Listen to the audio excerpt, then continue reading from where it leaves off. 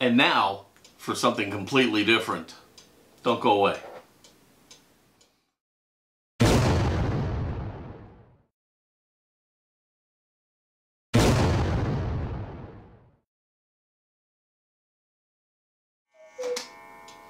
Hey everybody, it is Paul from Fat Guy Productions coming to you as always from beautiful Las Vegas, Nevada. And yes, indeed, it is time for something completely different. Today, I'm going to show you the easiest way, the absolute easiest way to bring life back into your worst die-cast car. Super simple. How do we do it? Well, we don't.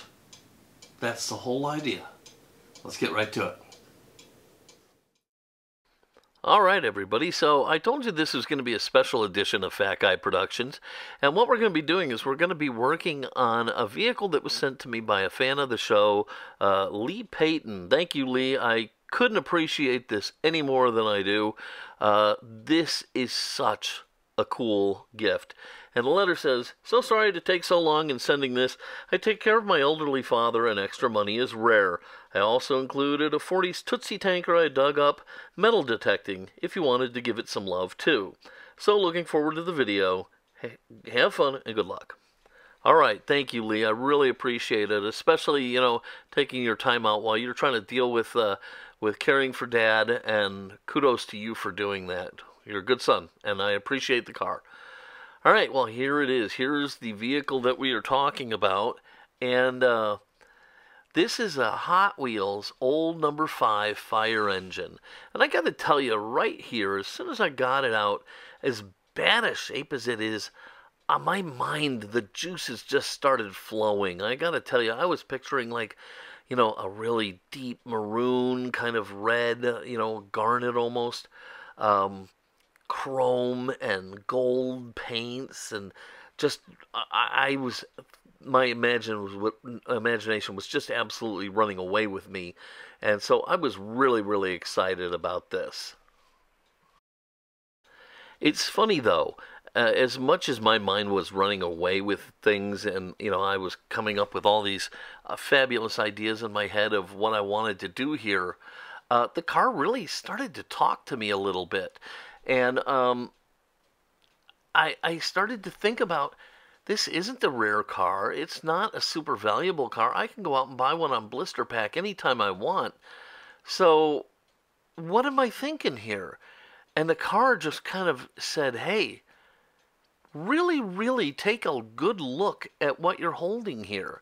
And so I did, and I saw this beautifully beat up, patinaed fire engine, and my mind went to a forgotten hero. And so I decided that I was going to take advantage of the dilapidated condition of this vehicle rather than fight it, and I was going to do a forgotten hero diorama or vignette. Alright, so I went to a Hobby Lobby and I bought this little tree trunk display base. I figured, you know, forgotten hero, you know, left out behind the barn or out in the North 40 or wherever it is. So I thought this would work really well. And I made a little paper template to fit on top of it. And here I am just trimming it up to make sure it looks the way I want it to. And then I'm going to use it to cut out this pre-made base material that I got at Hobby Lobby as well. Now, this is all ready to go. You could just slap this on here and call it done if you wanted to. It's got some grass tufts, and it has some dried grass and some dirts and things like that. And rather than making it be the whole enchilada, I'm going to go ahead and make it just the starting point. So, you know, kind of make things a little bit easier on myself. So right now I'm just trying to figure out kind of how I want it on the wooden base. And once I kind of have that figured out, now I can put my little paper template on here and I'll go ahead and cut this sucker out.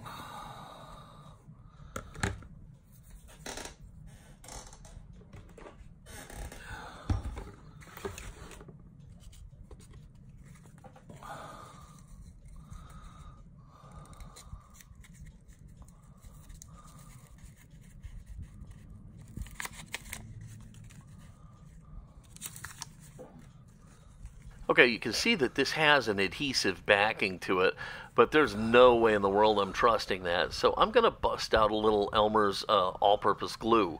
Now, when you hear people talking about PVA glue, this is really what they're just talking about. Just plain old Elmer's type glue. So I'm going to go ahead and put a nice coating of this on my little display, and then I'll put the terrain down on top of it, making sure to really get the edges perfectly, because the last thing I want is, you know, in a week after I'm done, is for the edges to start to curl up. That will absolutely ruin the entire thing and make it look crappy. So I'm going to pay special attention to the edges and just glue this sucker down.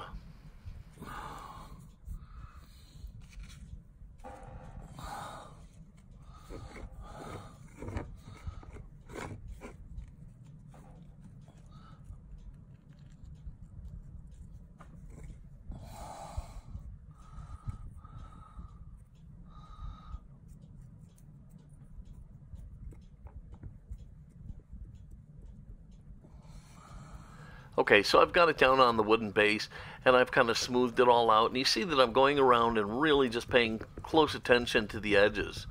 Now you can also see that this would easily work as a finished project. You know, you really don't have to go bigger than this, but of course, you know I'm going to.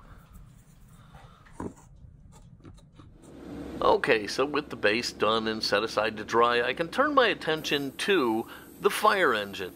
Now, as I said, the patina and the way it's chipped and banged up and beat up, it's the charm of this vehicle, and I want to protect what's there so that while I'm working on it, I'm not removing anything that's already in place. So I'm just giving the entire thing a coating of Vallejo matte varnish to kind of seal everything in and lock it in so that I can go ahead and do the other things that I'm going to do to it and have it look nice and keep this look. So after it's dry, I've gone ahead and started working on a tarp for this, and there's a lot of different ways you can use a tarp, and my normal way would be to use Milliput, but that's for a different show. Here I'm going to take the suggestion of one of my viewers who said he uses paper towels to make tarps by soaking them into some PVA thinned down with water. So that's all I'm doing, and I'm just kind of draping it over the fire engine and getting a natural look to it. And I'm doing it now because I want it to have plenty of time to dry. Okay, after this thing is dry, I'm going to chuck up a deburring bit into my rotary tool and start to grind anywhere the paint is chipped off to give it a rough texture where the rust is going to go.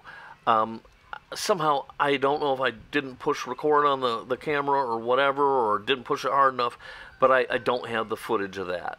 But I'll give you a nice close-up here so that you can see what I'm talking about. Anyhow, so I texture all the areas the paint is already naturally missing from, and now I'm using an oil brusher by MIG in the rust color to go ahead and apply oil rust-colored finish wherever I think the thing needs rust. And you can get so many different effects with these things. I really enjoy them. You can just get full-on, complete rusty finish. You can temper it with a little bit of terpenoid. There's so many different things you can do here. But basically right now I'm just going around and putting it anywhere that I think water would have pooled up and time would have taken its toll.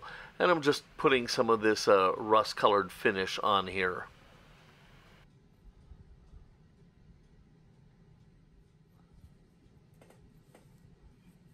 Okay, so here I am just kind of softening and streaking some of the rust in some of the areas just by using a cotton bud. And if I wanted it an even thinner, a lighter rusty surface, like I said, I could just take a damp brush thinned down with terpenoid and just kind of spread this around a little bit more and give it a really good thin rusty feeling. But Right now I'm pretty happy with the results I'm getting with the cotton bud, and I'm just kind of softening everything and blending it in so it has a more natural feel to it.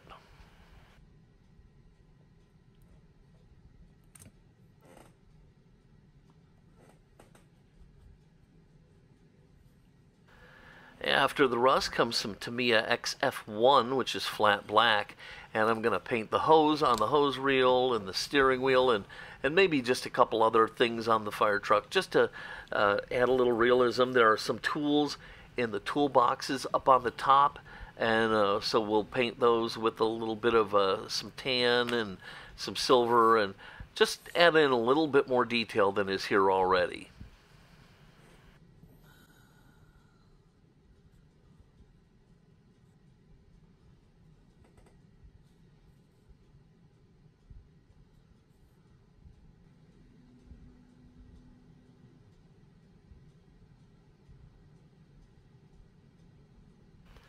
Okay, so it looks like I've pretty much got all the details done that I wanted here, and it looks like my tarp is nice and dry, and so I can turn my attention back to it and bust out a little Tamiya, I think it's XF58, which is like a flat olive drab, and we're going to go ahead and start painting this so it looks like one of those old military canvas tarps. And we'll start underneath, then do over the top, and we'll go from there. Funny thing about this tarp, it looks fantastic, okay? I just used a blue shop towel, and it ended up giving it a really nice texture, and it looks really, really good. But man, after I painted it and let it dry for a second, you'd be surprised just how many spots of blue start to pop out after it's dry. I ended up painting this sucker like 3 times to get rid of all of the blue, so it fought me a little bit, but in the end it looks amazing, and I'm really glad I put it in there.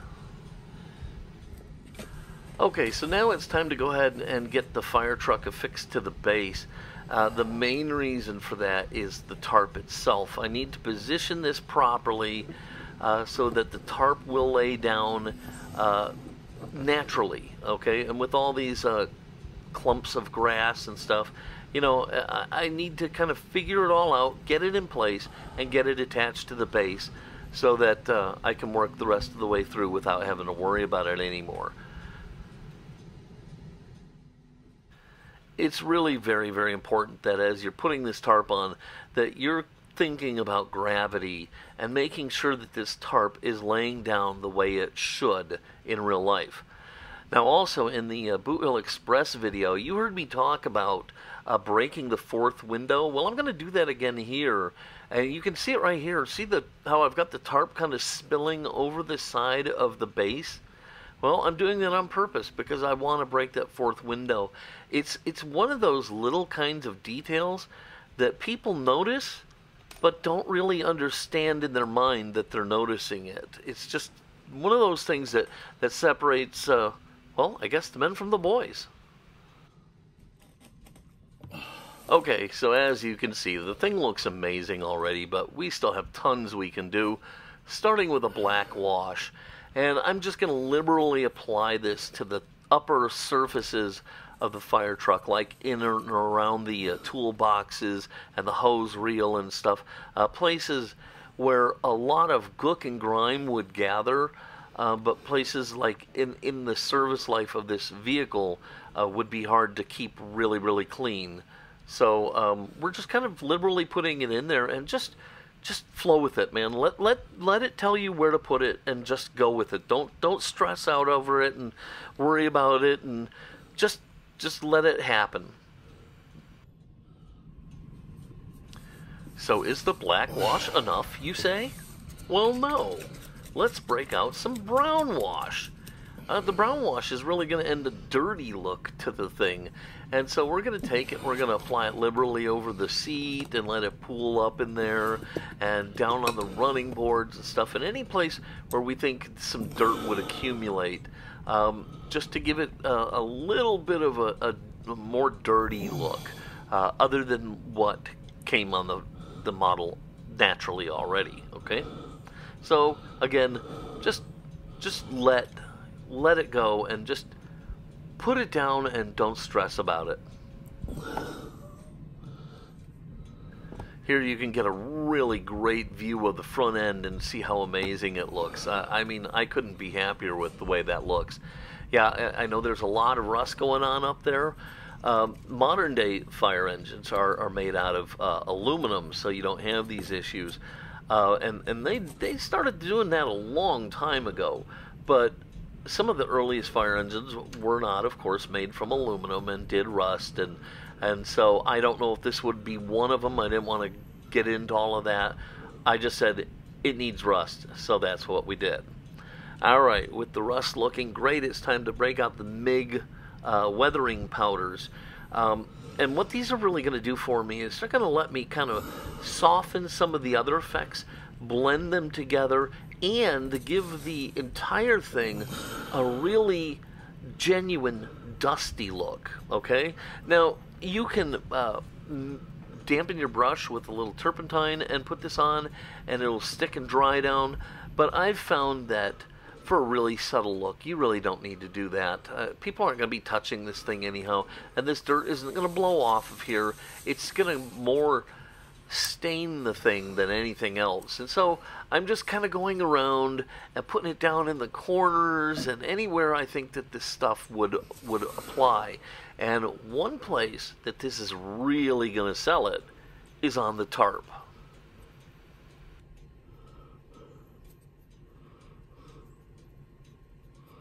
Imagine year after year that tarp covering this fire engine. It's being beaten down on by the sun and the wind and the rain and everything else. Well, anytime it rains, you're going to have water puddles, and they're going to be stuck on top of that tarp, and then up is going to come the sun, and it's going to dry those out.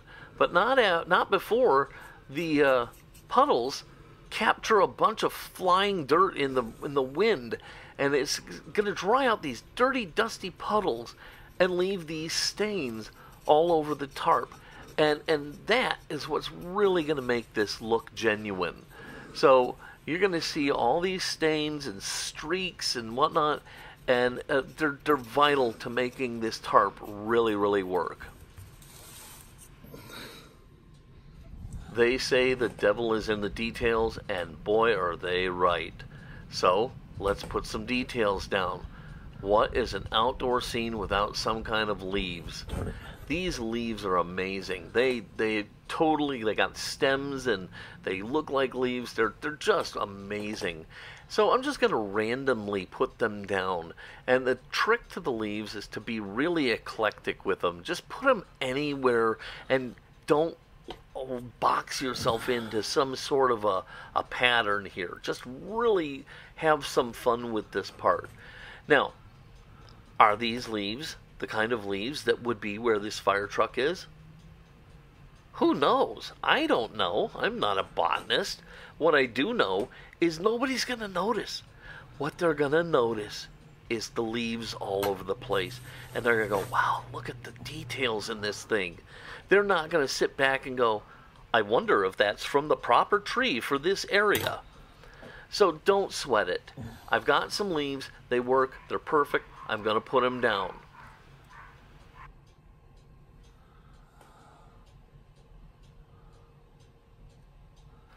Well, I know you're digging on my sticky pencil, and my sticky pencil I use for doing photo etch.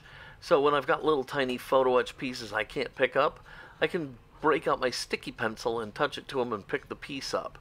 So it's working okay with the leaves. It's helping me at least get a grip on them with the tweezers, you know, so it's fine. But for photo etch, it's really a great little tool, and I highly recommend it. I'll put a link in the comments below.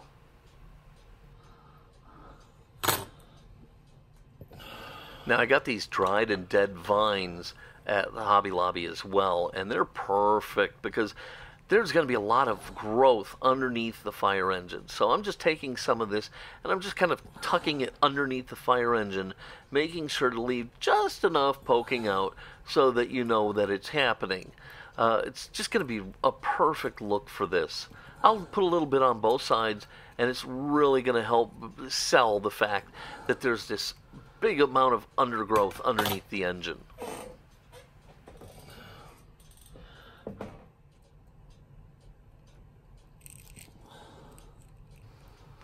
The other nice thing about this dried vine is that it sheds a lot in its container, and so there's a lot of loose foliage in there, and you can just take it and just kind of sprinkle it over the top of it in a haphazard manner and let it go where it wants to go.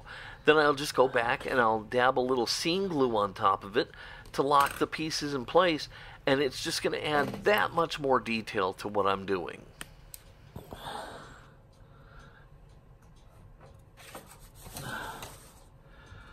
Now, I absolutely positively had to have a piece of growth coming up through up front near the engine and the pump. And so I just took a piece of the dried vine, and I'm just kind of tucking it in there so it sticks straight up out of the fire engine. And then once I get it positioned, I'm just going to trim it to the height that I want it. And it is going to just add such a nice, realistic touch to this thing. I couldn't be happier with that thing, and it had to be there. Here you see I was trying a little piece on the interior. I didn't like it, and I thought it was overdoing it, so I scrapped it and just stuck with the one piece coming up right up there between the engine and the pump.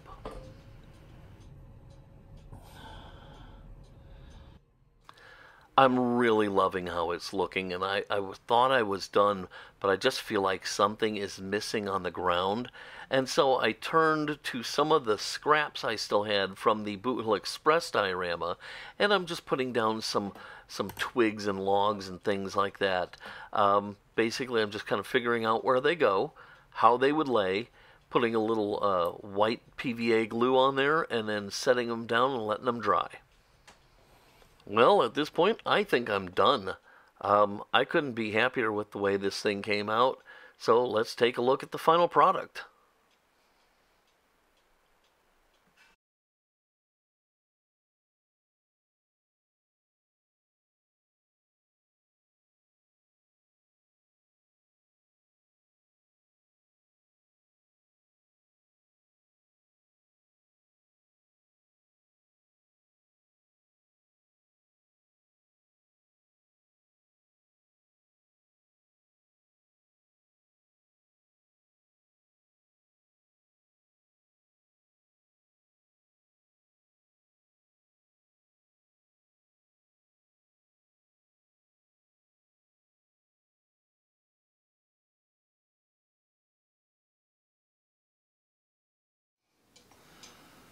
Well, there you have it. My old number 5, my forgotten hero, left behind a barn, or maybe at the end of the field, or wherever it was. There she is, gone but certainly not forgotten. And absolutely the easiest way to bring life back into an old destroyed diecast is by not restoring it. It was a piece of cake. All we had to do was add to what was already given to us. And you just had to see the potential in it. And that's what it comes down to. That old saying, what is it, what do you do if God gives you lemons? You make lemonade? Well, I made some lemonade. It's red and decaying and corroded and sitting out in the pasture, but it is delicious. Anyhow, I hope you liked this video. If you did, please give it a thumbs up, click subscribe, click the little bell, and you'll be notified anytime I release a new video. If you have any questions or comments, leave them down below. There's links there for all the stuff that I use. I read all your comments. It's just a great place for us to kind of communicate a little bit back and forth. So please, talk to me. Love to hear from you guys. Alright, I'm going to go ahead and get out of here. This is Paul from Fat Guy Productions, wishing you an amazing day where you get just a second to remember some of our forgotten heroes who are gone, but who have served us so well over the years. I hope you have a wonderful day, and until next time, be good.